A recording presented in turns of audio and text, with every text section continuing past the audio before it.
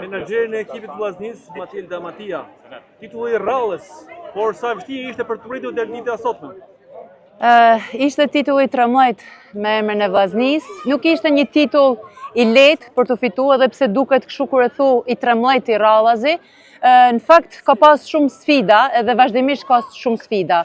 Por Vllaznia, vajzat bashkë me stafin teknik bën një punë të jashtëzakonshme gjatë tan vitit dhe kjo është ndër vite kjo gjë dhe për fat të mirë edhe këtë vit arritëm që të fitojmë edhe t'ju tregojmë edhe një herë të tanëve aty që ndoshta nuk besoj se kanë pas dyshime, por të paktën kanë pas disa shpresa të kota ndoshta që Vllaznia nuk do dilte fituese dhe kampione këtë vit.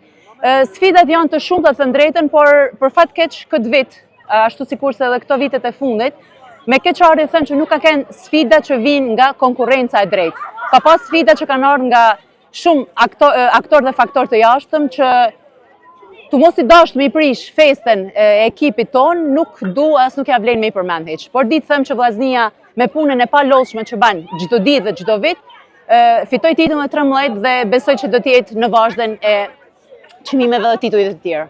E gjithë familja Matia sot prezent si gjithmonë në arritjen e suksesit. Duke nisur nga presidenti Lazar Matia, Oliver Matia, vllai juaj që është drejtori teknik, por edhe mami juaj.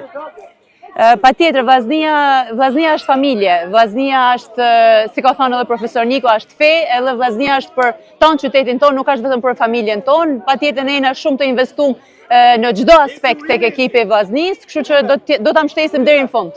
Dhoma muze e ekipit femrave duket se është mbushur me trofe. Mban prap ajo.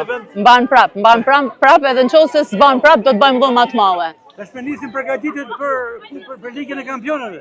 Po, do të nisim shumë shpejt përgatitjet për Champions League-ën, sepse këtë vit janë edhe pak më herët krahasu me vitet e mëparshme, do të jenë në fillim të gushtit, kështu që shumë shpejt do fillojmë me përgatitjet, kështu që nuk ka pushim shumë për ekipin fitues.